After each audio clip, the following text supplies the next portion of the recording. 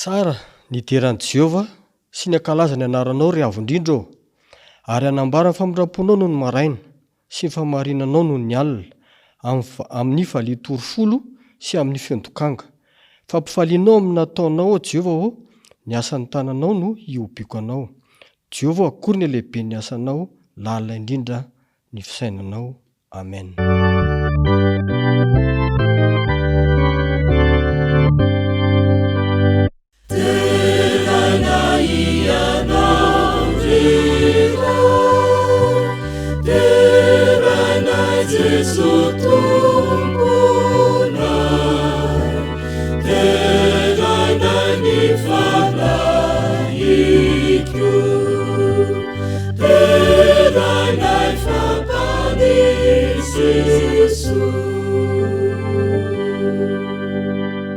Iaraka hivavaka isika. Misaotra anao izay Andriamanitra noho ny fitiavanao sy noho ny famindram-ponao. Ankehitriny dia mangataka ny fananao masina izay. Mangataka ny fanatrehanao izay Tompo, raha henony teninao amin'ity fotoana anio ity. Amin'ny anaran'i Jesosy. Amen.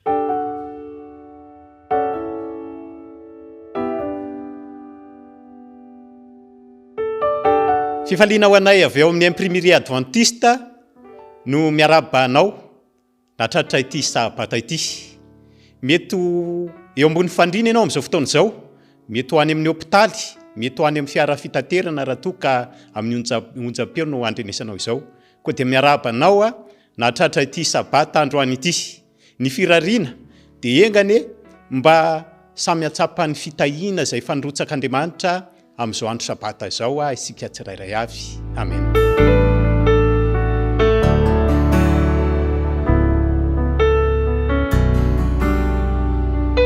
Amin'izao fotoana izao dia manasanao indray ny firana, raha firana no ampelantananao ka hijery ny hira amin'ny fahasivy ambin'ny folo sy roanjato, iarahantsika amin'ny redony izany ho voninahitran'Andriamanitra.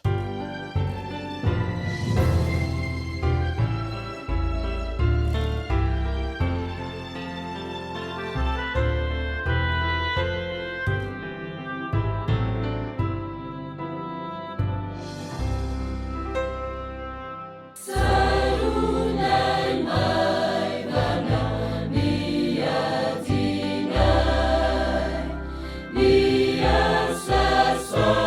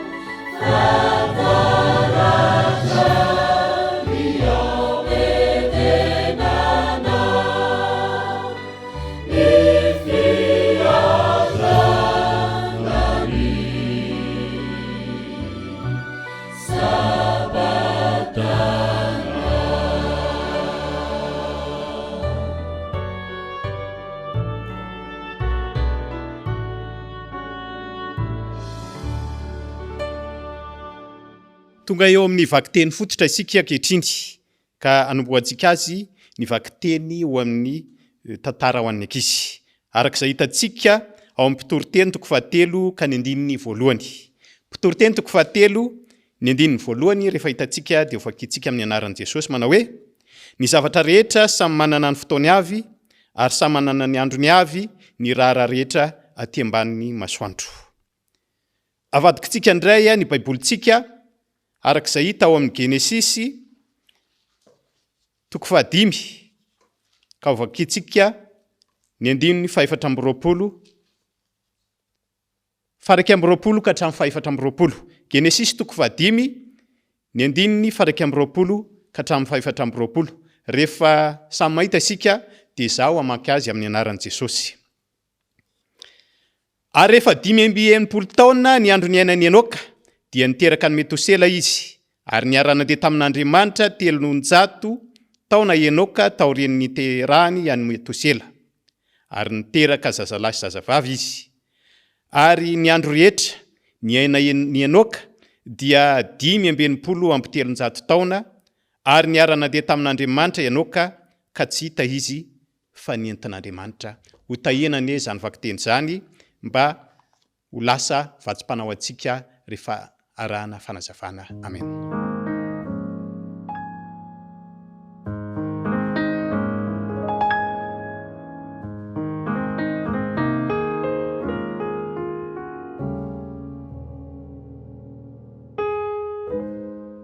Yaraka ando alkiva.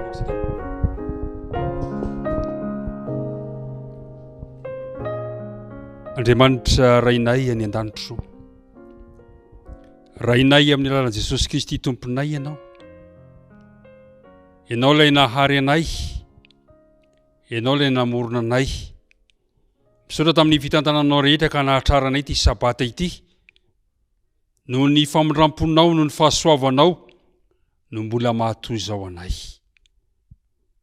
Dia rainay malakariva ny anaranao Andriamanitra ary omem-boninahitra ianao, satria lehibe sy mahatalanjona ny fitantananao anay, ka afaka mihaona aminao zahay amin'ny alalan'ity fotoana ity.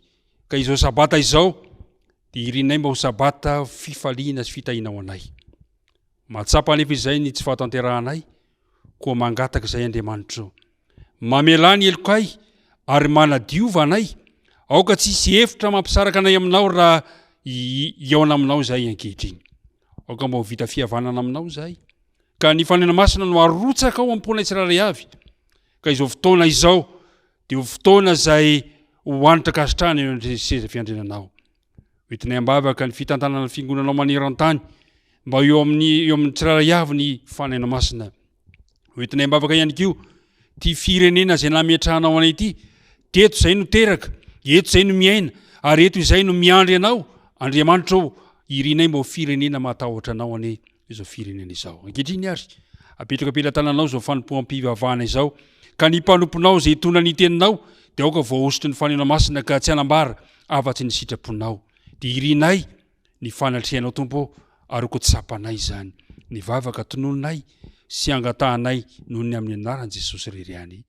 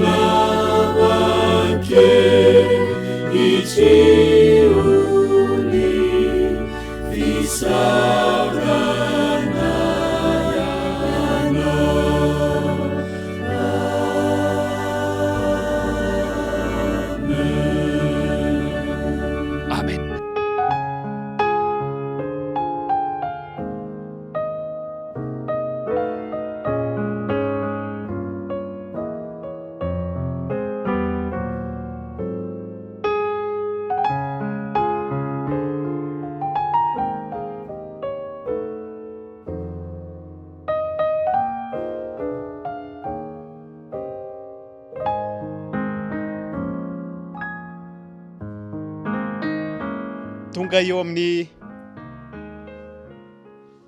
fanentanana ny ampafolo-karenina sy ny fanatitra isika. Ny ampafolo-karenina sy ny fanatitra moa dia anisan'ny fanompopo ivavahana anankiray manan-danja ihany koa tahaka ny fanompopo ivavahana rehetra. Ary toy izao ny teny entina hanentanana antsika amin'izany fahafolo-karenina sy fanatitra izany. Arak'izay hita ao amin'ny Deutéronomie 9:12 ka ny 9:12 tapany farany sy ny 9:17 manao hoe: ary aoka tsisy iseho foana tsy hitondra fanatitra eo anatrehan'i Jehova, fa aoka samy anatitra izay zakany avy araka ny fitahian'i Jehova Andriamanitra ao izay omeny anao.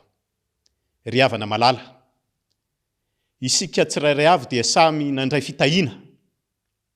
Mety nandray kely ianao, mety nandray betsaka ianao, fa ny zava-dehibe dia izao hoe mitondra fanatitra ho an'i Jehova ianao rehefa matsapa izany fitahiana izany.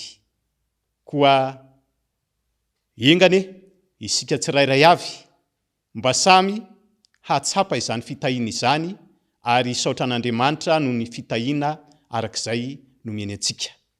Dia entanina ny diakona izay voatendry hitaty ny fanatitra mety ao an-tokantrano, misy diakona voatondro ao na any amin'ny toerana izay misy antsika, atokoany ho an'i Jehova ny fanatitra ry havana malala.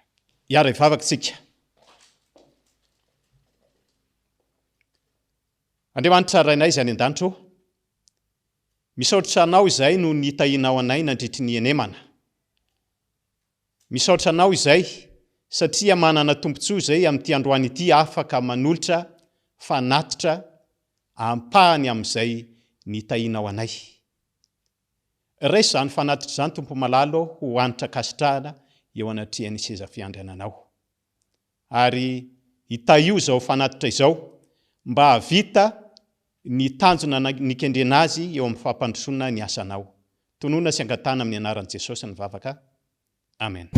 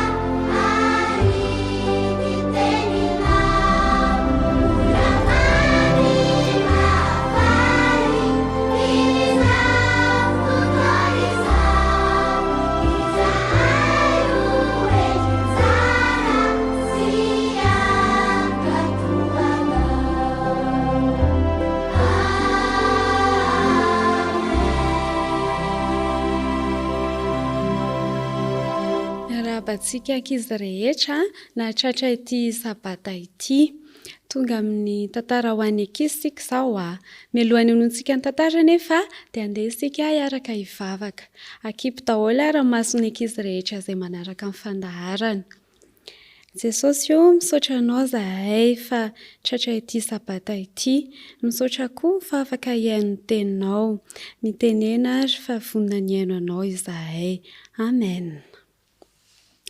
Ny tantarantsika ny ora-ankizy dia tantarana finamanan'ny ankizy vavikely anankiroa. Reto ankizy vavikely reto dia 12 taona. I Chantal ny anarany anankiray ary Julie kosa ny anarany anankiray. I Chantal zany dia mipetraka tany amin'ny tanàna anankiray fa noho ny dadan'izay voatendry hifindra toerana vokatry ny asa dia nifindra zareo. Tamin'ny voalohany Chantal dia kivikivy. Zary neny tsy manana namana izao fa miova tanàna indray tsika dia iza indray zany izao ny namako.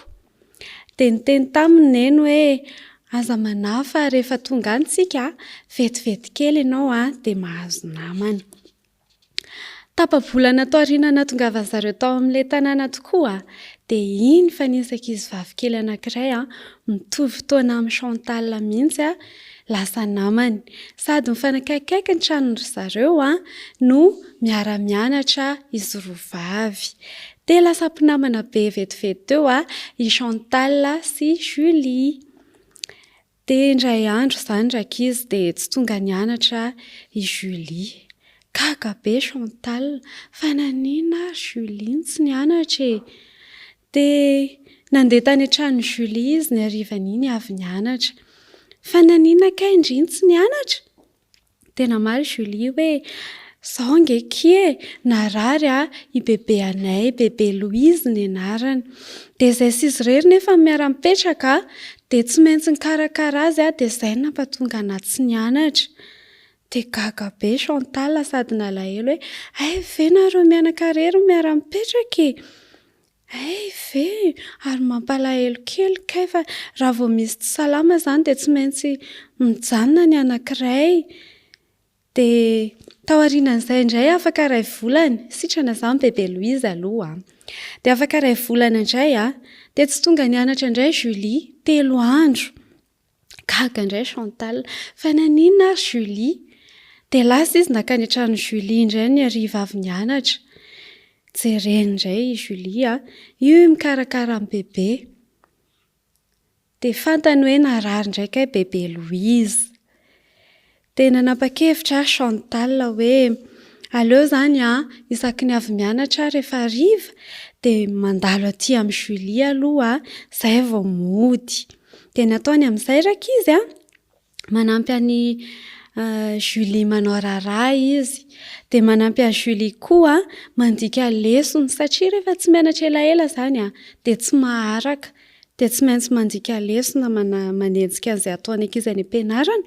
Dia sady mandika lesona miaraka amin'ny Julie Chantal no manazava ny hoe izao kiny dikany ity ohatran'izao ny fanaovana an'ity.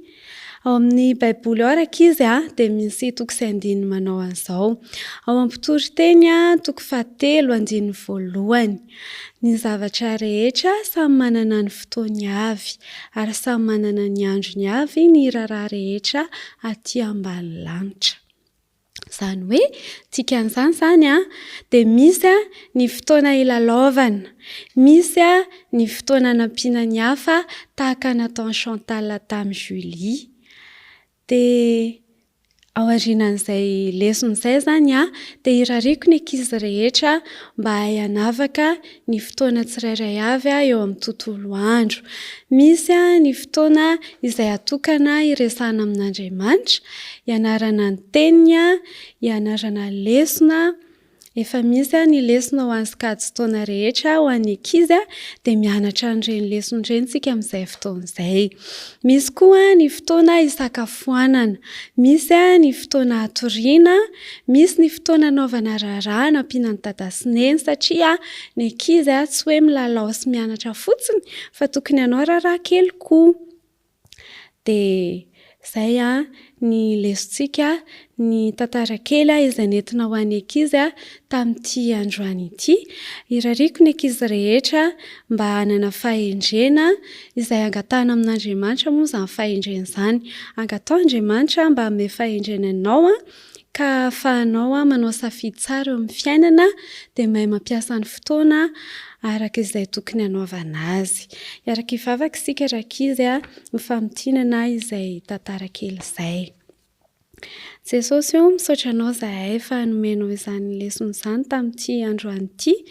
Ampio ny ankizy kely tsirairay avy mba hay handamina ny fotoanany ka tsy hilalao fotsiny tsy hanao izay mahafinaritra azy fotsiny fa hanokana fotoana ihany koa mba hanampiana ny hafa tahaka izay nataony Chantal tamin'ilay tantara teo. Dia hanampy ny ray aman-dreny ihany koa amin'ny raharaha ao an-tokantrano.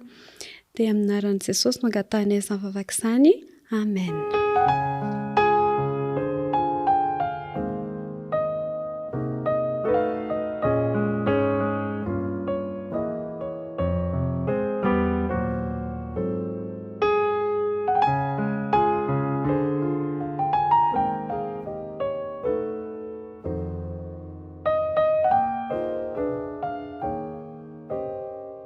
Ho fanomanana ny fomam-panantsika andray ny tenin'Andriamanitra dia manasa antsika andray ny firana ary hiara-redona ny hira fahasivy. Hira fahasivy ny rahantsika miredona.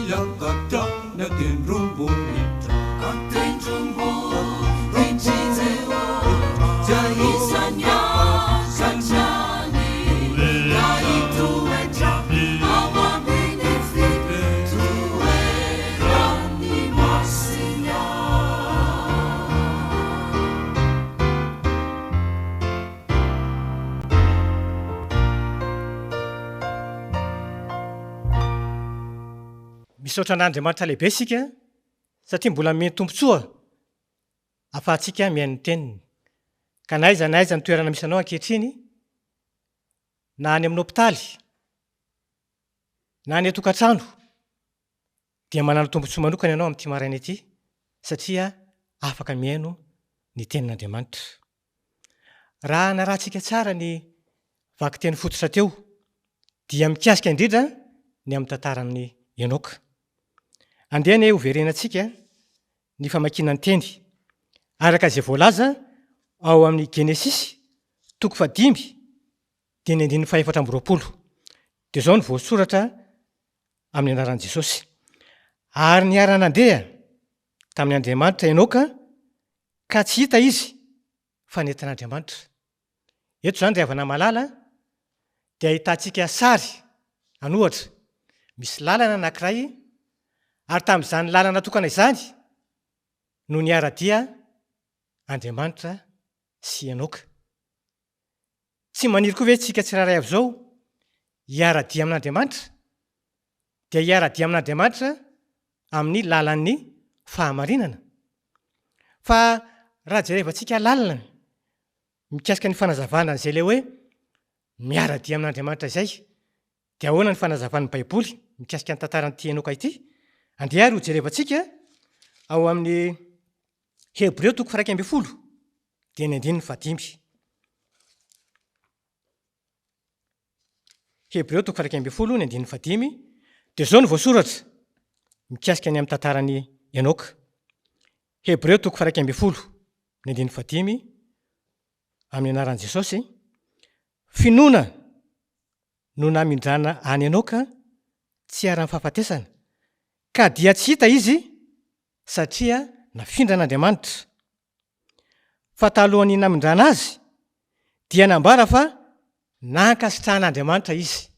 Eto izany rehefa malala dia voalaza fa lehilahy manana finoana ity Enoka ity ary nankasitrahan'Andriamanitra izany fitazonany ny finoana teo amin'ny fanarahana dia an'Andriamanitra izany. Ary soratra masina dia manazava fa ny atao hoe finoana dia tsy inona akory fa fiaraha-mandeha amin'Andriamanitra, fankatoavana an'Andriamanitra, fitandremana ny didin'Andriamanitra. Ny olona anankiray manana finoana zany dia tokony hitantaratra eny aminy ny fitiavana an'Andriamanitra, ny fitiavany an'Andriamanitra ihany koa, ary indrindra ny fitiavany ny mpiara-belona aminy.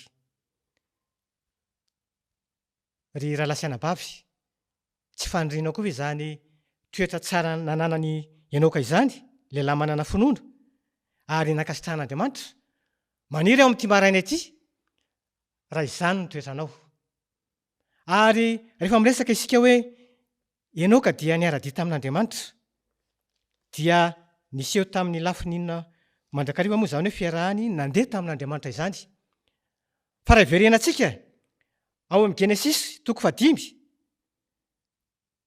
dia ny 1:20 ka hatramin'ny 4:20 vakitsika ane izany ary rehefa 5 taona ny andro ny ainan'ny Enoka dia niteraka Metusela izy ary niara-nandeha tamin'Andriamanitra 300 taona Enoka taorian'ny niterahany any Metusela ary niteraka zazalahy sy zazavavy izy. Enoka zany dia ray mpianakaviana manana ankohonana ary azo antoka amin'izany fa niara-dia tamin'Andriamanitra izy dia noentiny koa izany ireo ankohonan'ireo mba hatahotra an'Andriamanitra.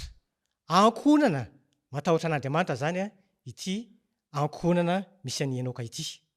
Ry rahalahy sy anabavy, dia izao ny fahamarinana ny zanantsika ary engane ny ankohonantsika tsiraray avy mba ankohonana matahotra sy midera an'Andriamanitra mandrakariva.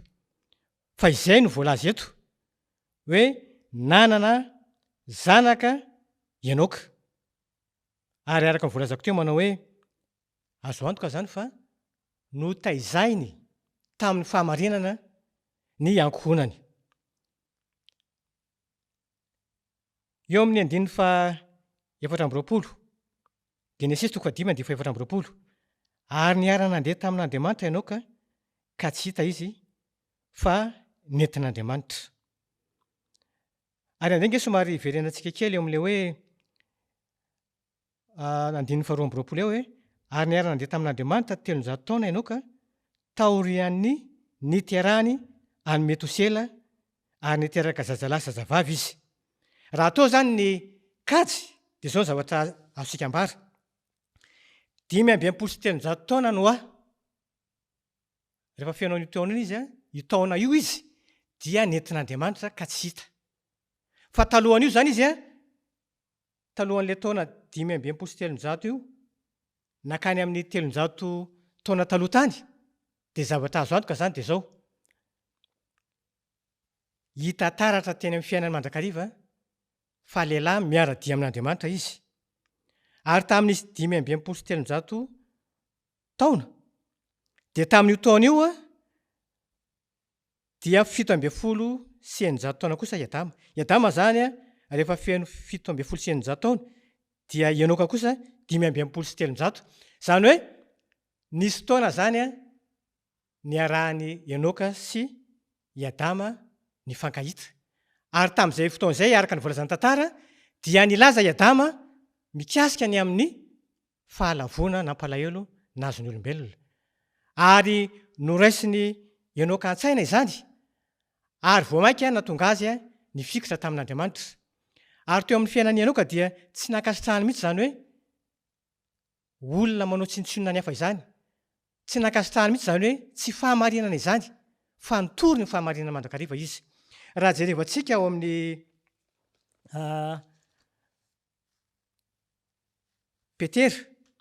Petera faharoa, toko faharoa dia eo amin'ny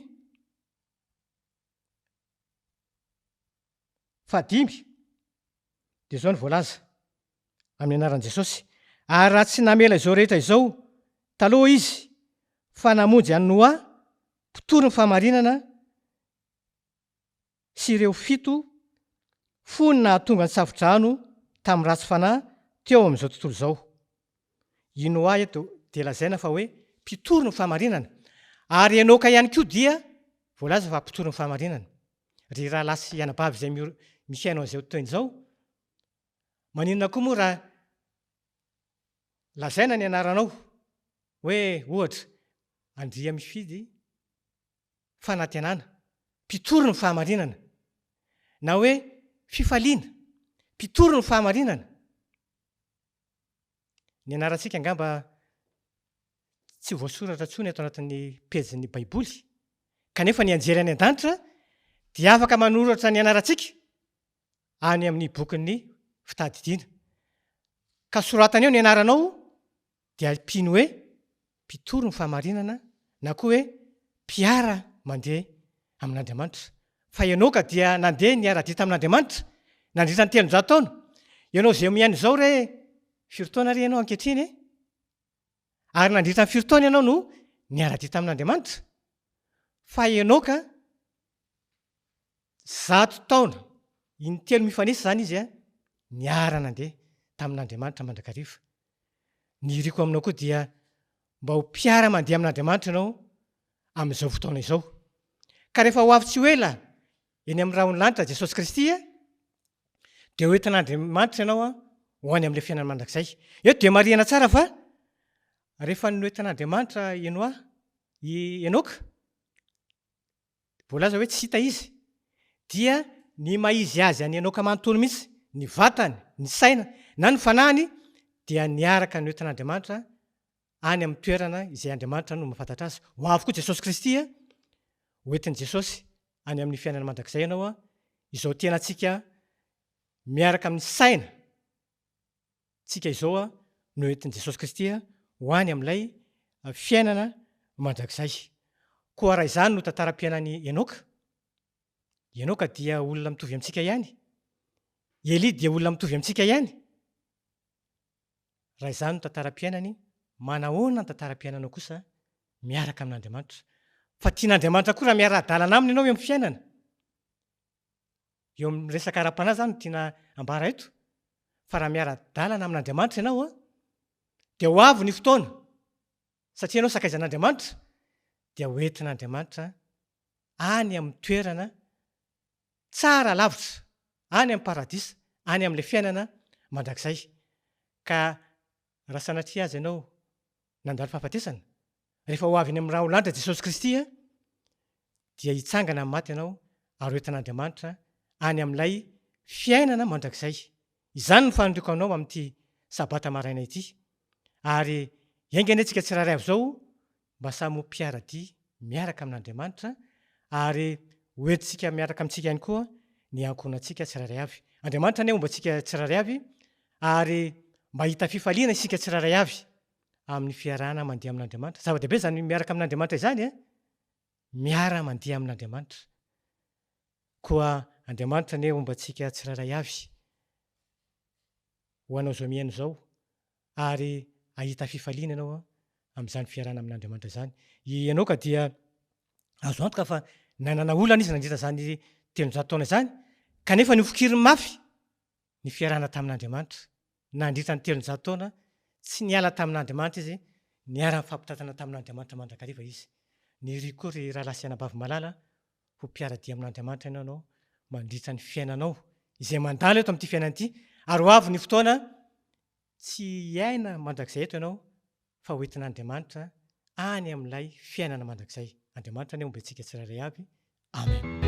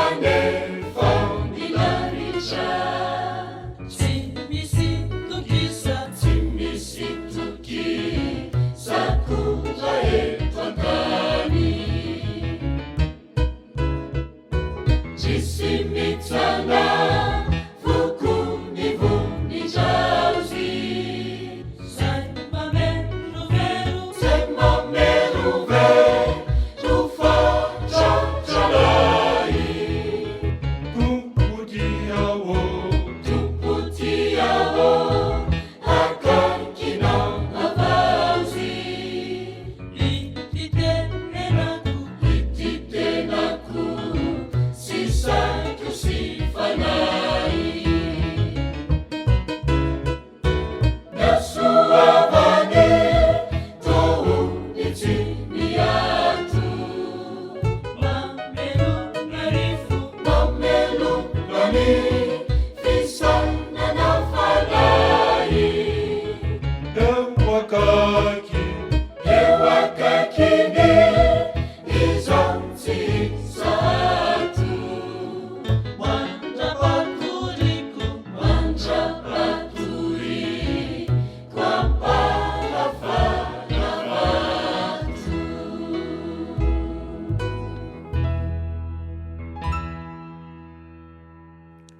hiaraka hivavaka isika.